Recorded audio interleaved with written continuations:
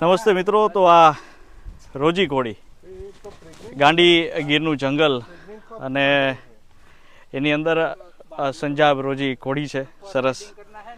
અને જુઓ તમે, ફાર્મનો નજારો પણ અદ્ભુત છે.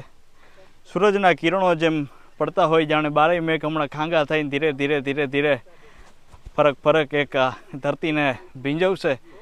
અને એ અષાઢ મહિનો થોડાક જ દિવસોની અંદર જ્યારે શરૂ થાય, જેઠ કોરો જાય એનો ખંડમાં ખટકો નહીં, પણ હાડનો એક દી અમને એ વહમો લાગે વેરડા. એ પ્રમાણે અત્યારે આ ઘોડી તૈયાર થઈ રહી છે. અને શરીર કન્ડિશન મુજબ બેસ્ટ બંધારણ એનું જોવો, કારણ કે પ્રકૃતિનો 80% અહીંયા બેનિફિટ થાય છે. શહેરની અંદર આપણે ઘોડા રાખીએ છીએ, કોઈ પણ પશુઓ રાખતા હોય, પણ એના કરતાં પ્રાકૃતિક વાતાવરણની અંદર ગીરની જગ્યા, સોરઠની આ ધરતી, અને એમાં જ્યારે હુકું તૈણું મળી જાય ને તો એને તો લીલા લહેર થઈ જાય. એટલે હવે હળવે હળવે સવારી કરીએ, શું માલિકને પણ મળીએ અને વિગતો તમને જણાવો.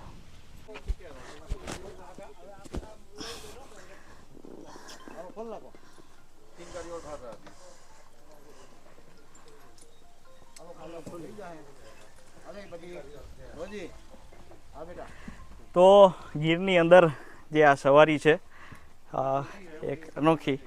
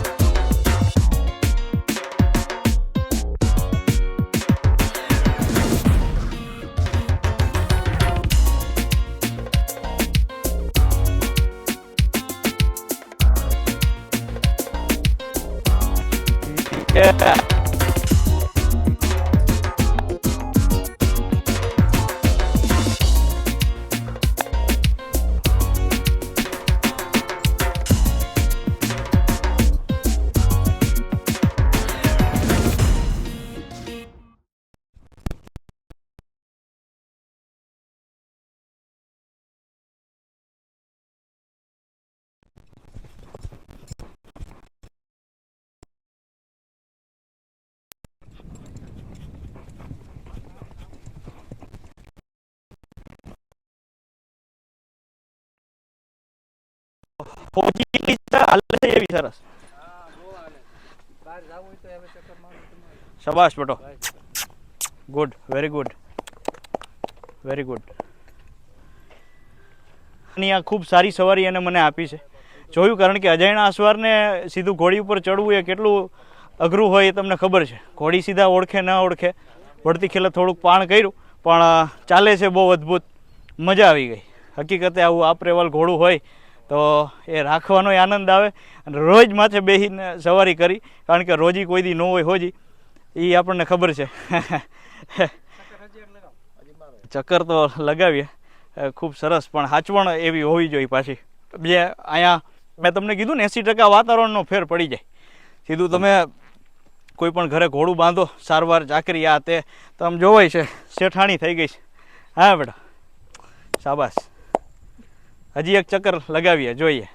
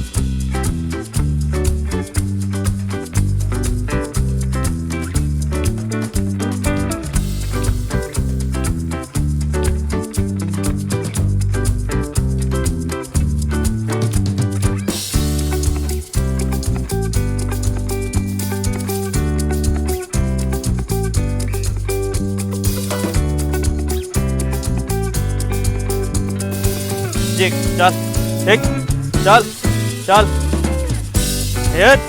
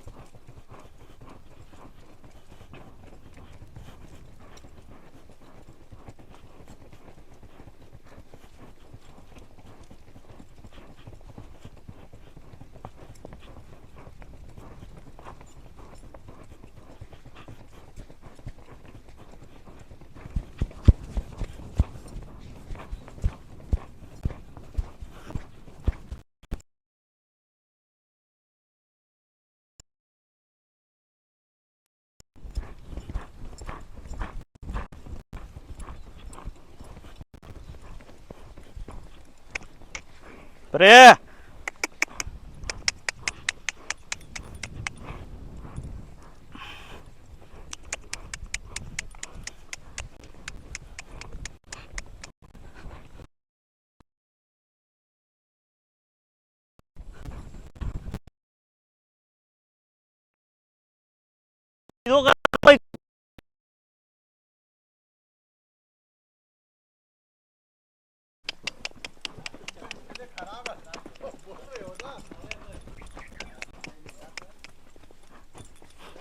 લે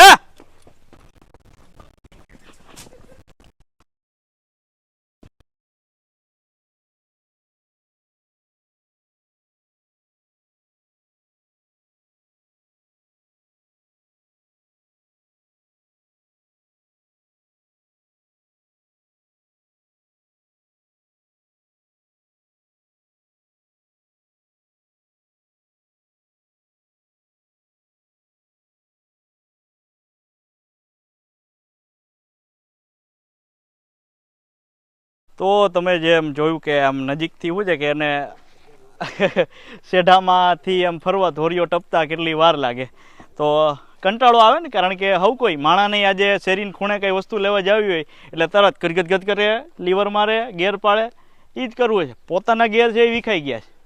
એટલે હવે આવા તો જનાવરે ક્યાં હચવાય, કારણ કે ઘોડાને તો આખા આપણા ઇતિહાસમાં શાસ્ત્રોમાં વાત છે. અને પહેલાંના ઘોડા તો જે બારવટીયા આપણા થયા છે એ બધા આ પ્રદેશમાં જ આપણે રખડવાનું થતું. તો એ પહાડ ચડવા ઉતરવા અને એ ઘોડાને કેટલા પલ્લા રાતને કાપી નાખે એ આપણને ખબર ન પડતી. તો એ બધી વાત અને એવી સરસ આ જગ્યાની અંદર આ ઘોડી જે આંકવાનો મને મોકો મળ્યો, ખૂબ આનંદ આવ્યો. આપણે ભાઈનો પણ પરિચય લઈ થોડીક વારમાં. પણ સરસ છે ઘોડી, દિલથી મને ગમી. રોજો કલર જ એક આપણો ફેવરિટ છે અને ઉપરથી ચાલ સરસ છે, રૂપ સરસ છે, મજા આવે. શાબાશ બેટો.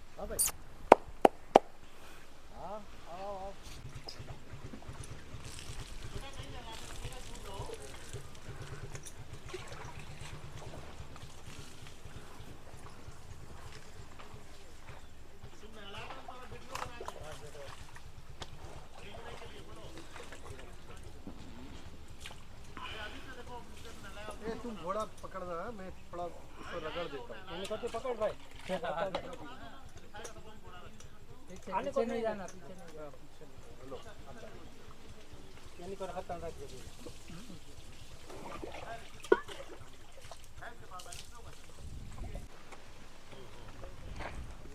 अच्छा सर, एक चीज पूछना, ये नहाने का काला काला क्यों है? पानी इसीलिए सूख जाएगा तो सादा हो जाएगा।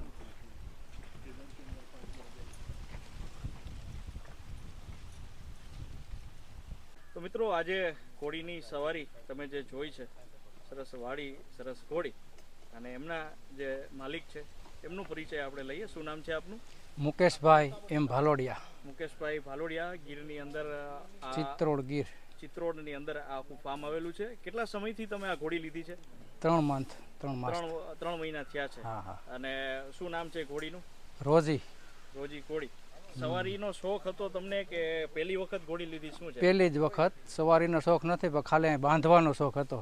ગાયું પાસે એક ઘોડી આપણે બાંધવી. ગાયું પણ રાખો છો? હા, ગીર ગાયું છે. તો ઘોડીનો શોખ તમને કેમ લાગ્યો? ઘોડીનો શોખ નાનપણથી જ હતો. હા. અને યુટ્યુબમાં ને તમારા બધાયનો હું બધાયની ઘોડી જોતો. વાહ. એટલે પહેલેથી શોખ તો હતો જ. અને બાકી તમારું શું કહેવું કે ઉછેર માટે શું શું આપો છો તમે સારવારનું? અત્યારે ઉછેર માટે તો બધી જાતની નિરણ છે, લીલું છે પુષ્કળ આપણી પાસે. અને મગફળીનો ચારો છે, અડદનો ચારો છે, ચણા છે, જોગાણમાં ચણા આપું છું. વાહ. બાકી નવા અશ્વ પ્રેમીઓને તમે શું કહેવા માંગશો? જો કે તમે પોતે નવા છો, પણ છતાં હા. તમે એક વડીલ દરજ્જાના વ્યક્તિ, એટલા માટે.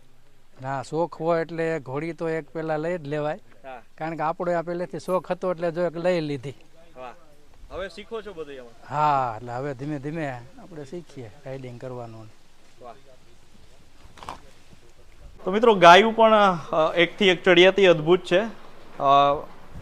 મને પરિચય આપો ગાયુંનો પણ. આ પેલી કઈ ગાય છે? પેલી ગા છે ગીર ગા. વાહ. કાબરો કલર અત્યારે આની બહુ ડિમાન્ડ છે. હા હા. એટલે આપણે તો શોખથી પહેલેથી ગાયો દૂધ પીવા રાખીએ છીએ ને ઓર્ગેનિક ખેતી માટે રાખીએ છીએ. વાહ ભાઈ વાહ. પછી આગળ જતા એનો વાછડો છે? પછી વાછડી? આ વાછડી પેલી ગા પેલી છે ને એની છે. બરોબર. કપિલા છે? સોન કપિલા. હા હા. આવે. હા, સોન કપિલા હોડકી છે. હા. તો આ જો એના શિંગડા પણ ગુલાબી. ગુલાબી એકદમ. આવું તમને ગુલાબી, ખરી ગુલાબી, પ્યોર સોન કપિલા. વાહ ભાઈ વાહ. આ તમારે ઘરે જ જન્મી હતી કે લીધી હતી? હા, ને અમારે ઘરે જ જન્મી. વાહ. આની માને મેં આ સોન કપિલાનું જ બીજ મુકાવ્યું હતું. હા. બીજદાન કર્યું હતું એટલા માટે. ને એક આ ગાય છે, એ પણ અદ્ભુત બધી રીતે. તો આ ગાયનો શોખ ક્યારથી, કેટલા સમયથી ગાય રાખો છો? પહેલેથી જ નાનપણથી જ અમારા ફાધરને પણ ગાયનો તો શોખ હતો જ. વાહ વાહ. શોખથી તમે આ રાખો છો? હા, શોખથી. ઘરનું દૂધ છાશ થઈ જાય અને ગૌમૂત્ર ને છાણ. ઓર્ગેનિક ખેતી કરીએ એટલે ગૌમૂત્ર તો જોઈએ. હા.